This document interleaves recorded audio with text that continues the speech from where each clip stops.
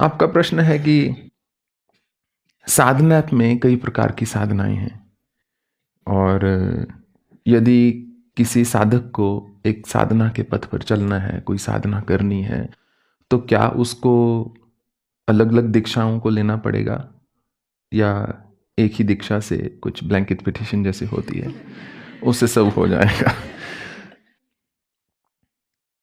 वास्तव में कहा जाए तो ये साधक पर निर्भर करता है और साधक किस अवस्था पे पहुंचा हुआ है उस पर निर्भर करता है। अब हालांकि आपका और हमारा और बहुत सारों का मानना है कि कितनी सारी साधनाएं हैं साधना में, परंतु फिर भी लोग हमें नित्य प्रति लिखते हैं ये वाली साधना नहीं है, ये वाले भगवान नहीं है, ये वाले देवता नहीं है, वो वाले देवता नहीं है, उनको भी डाल दीजिए, उनको भी डाल दीजिए, उनको भी डाल दीजिए। अब वहां पर जो देवी देवता कहते जगह नहीं है भाई। हमारे लॉन, हमारे गार्डन्स, हमारे फॉरेस्ट थोड़ा छोटे पड़ रहे हैं, तो फिर हम धीरे धीरे 3D स्पेस को एक्सपैंड कर रहे हैं। कुछ साधक होते हैं जो बिल्कुल शुरुआत की अवस्था में होते हैं और ऐसे साधकों की दो पहचान होती है। एक, जिनको पता रहता है हमने अभी आरंभ किया है, दूसरा वो जो सोचते हैं हम तो सिद्ध हो गए। दोनों में कोई अंतर नहीं है, absolutely no difference at all.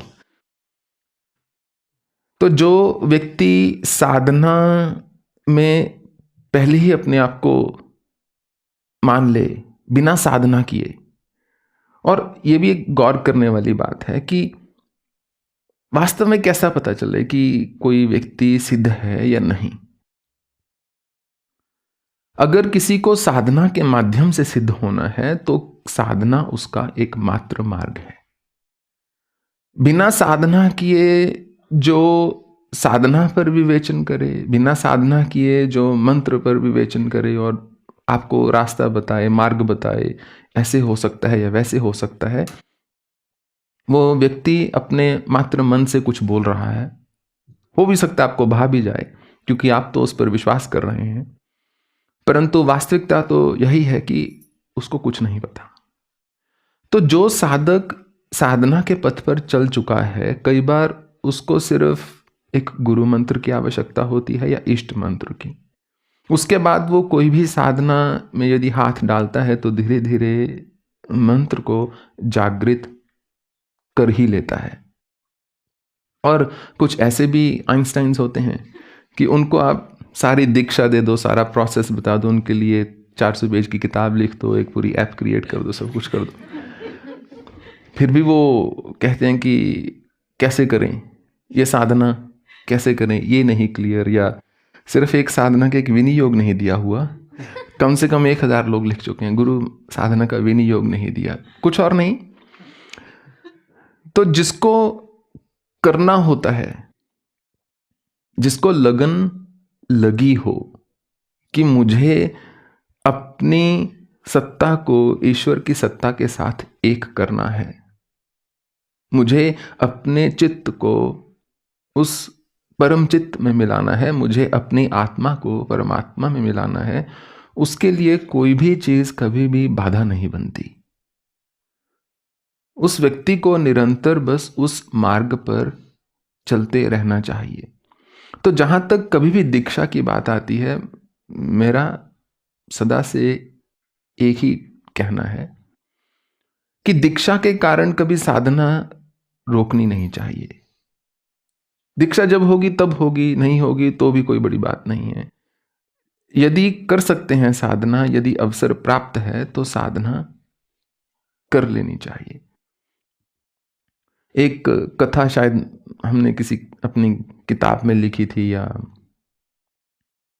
मुझे स्मरण नहीं, या किसी प्रवचन में बोली थी। एक लकड़हारा था और वो शाम को लकड़ियां काट के घर जा रहा था। अभी जंगल के रास्ते से वो गुजर रहा था, तो वो क्या देखता है कि एक तांत्रिक वहां पर एक लाश को लेकर आया हुआ है और उसके ऊपर बैठकर वो एक मंत्र जप कर रहा है, एक अक्षरी मंत्र था माँ काली का, क्लीं क्लीं क्लीं, उसका जप कर रहा है। तो लकड़हारा थोड़ा विस्मित हो जाता है कि मैं देखूं ये व्यक्ति क्या कर रहा है, क्योंकि बात तो देखने में भी विभत्स है कि लाश के ऊपर कोई व्यक्ति बैठ के जप कर रहा है। जप तो आसन पे बैठ के होता है, लाश पे वो छाती पे दाल गलना है वो उसने लिटरली ले लिया, वो छाती पर ही बैठ कर रहा है जो भी कर रहा है। परंतु जो चिता साधन होता है या जो शव साधन होता है वो यही होता है। जो मृत होता है शरीर, उसके मुख में दीपक जला दिया जाता है और वहां पर बैठकर जो है साधक साधना कर रहा है। फिर तंत्र में नवमुंडी, पंचमुंडी इत्यादि भी आसन है, महाचीन क्रम होता है। खैर, वो लकड़हारा जो है देख रहा है कि ये कौन सी साधना कर रहा है। वैसे आज हमारे यहाँ छोटे बच्चे भी बहुत आए हुए हैं। I don't know if I should be telling this story, तो क्योंकि उनके पेरेंट्स डर जाएंगे, बच्चे तो समझा देंगे। आपको पता है ना ये बात, बच्चों को सब कुछ पता होता है, they have all the answers to everything. So वो देखता है और बड़ा अचंभित हो जाता है कि ये क्या माजरा है। और तांत्रिक जो है लगा हुआ है, इतने में एक शेर आता है और उस पर आक्रमण करता है और उसको मार के थोड़ा खा लेता है, थोड़ा घसीट के लाश को परे ले जाता है। वो जो तांत्रिक है उसकी लाश को परे ले जाता है। अब जो मृत शरीर था उसके मुख में दीपक जल रहा है, पास में सारा जो पूजा द्रव्य हैं कुछ बिखर गए हैं, कुछ पड़े हुए हैं, सिंदूर पड़ा हुआ है, लोबान पड़ा हुआ है, लौंग पड़े हुए हैं और नींबू पड़ा हुआ, और जो बलि है छाग की वो पड़ी हुई है, यव पड़े हुए हैं, सब कुछ पड़ा हुआ है वहां पर। तो वो सोचता है क्यों ना मैं भी बैठकर ऐसे ही जप करूं, देखता हूं क्या होता है। वो बैठता है मृत शरीर पर। जैसे ही बैठता है, जप आरंभ करता है और मात्र 5 बार बोलता है उस मंत्र को कि देवी मां साक्षात सामने प्रकट हो जाती हैं। पहले तो इसका दिल जो है दहल जाता है। हम कह तो देते हैं कि भगवान का दर्शन हो जाए, मां का दर्शन हो जाए, परंतु उसको संभालने वाला हृदय, उसको समेटने वाली चेतना और उसको देखने वाले नेत्र कुछ और ही होते हैं। नहीं तो भगवान भी अर्जुन को दिव्य चक्षु न देते अपना दर्शन देने से पहले। जब मां काली ऐसे प्रकट हो जाती है तो उसका जो दिल है एकदम दहल जाता है। उसको लगता है कि शायद वो अभी मर जाएगा, परंतु मां की लाल जुहा और तीक्ष्ण दांत जो हैं, और मां हल्का सा जब मुस्कुराती हैं, आंखों का जो लालिमा है और जो सफेद है वो ऐसे चमकता है, और मुक्त केशी है मां, और मुंड माला उन्होंने धारण की हुई है। तो जब मुस्कुराती हैं, अब लकड़हारे को समझ नहीं आ रहा वो उस समय भयभीत हो या वो भी मुस्कुराए, कि कोई व्यक्ति आपके सामने मुस्कुरा रहा है, आपको नहीं पता सार्केस्टिकली मुस्कुरा रहा है कि अब आप मेरा आहार बनने वाले हैं, या वो आपको उसके साथ मुस्कुराना है। जब भाषा सेम ना हो तो समझ नहीं आता ना। परंतु वो उसी समय चरणों में गिर जाता है।